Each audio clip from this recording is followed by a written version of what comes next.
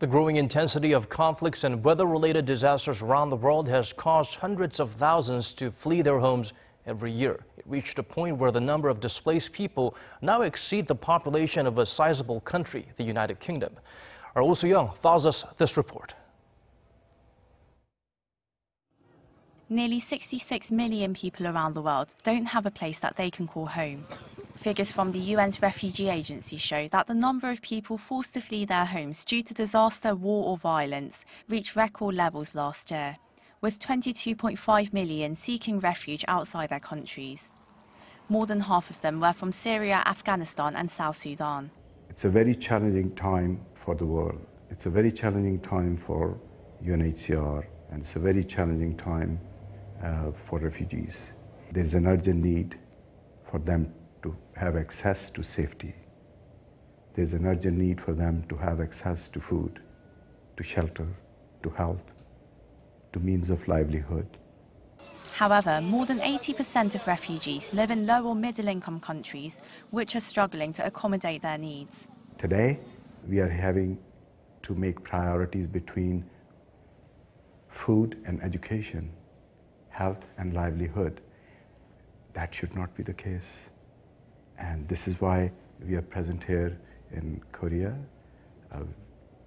Korea has been a very, very strong supporter of humanitarian and refugee cause, and we would like to see Korea to take a greater leading role on the international front. Over the past few decades, Korea has adopted key conventions and policies to enhance the protection and well-being of displaced people through its partnership with UNHCR, which opened an office in Seoul in 2001. Korea has been one of the few dozen countries involved in the agency's refugee resettlement program, and its financial contributions have been growing every year.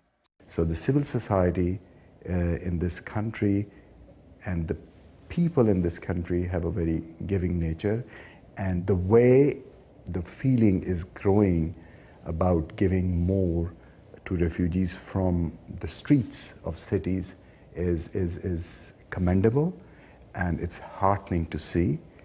Nabat Hussein, the agency's representative in Korea, hopes that this spirit of responsibility sharing will grow across the world, translating into greater financial support and action on various global commitments such as the New York Declaration made last year.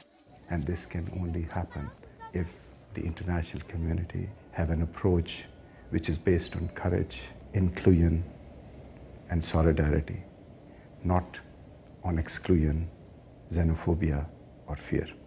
The UN Refugee Agency needs $7.7 billion this year to deliver adequate assistance to displaced persons, but only a quarter of the sum has been met so far. Soo-young, Arirang News.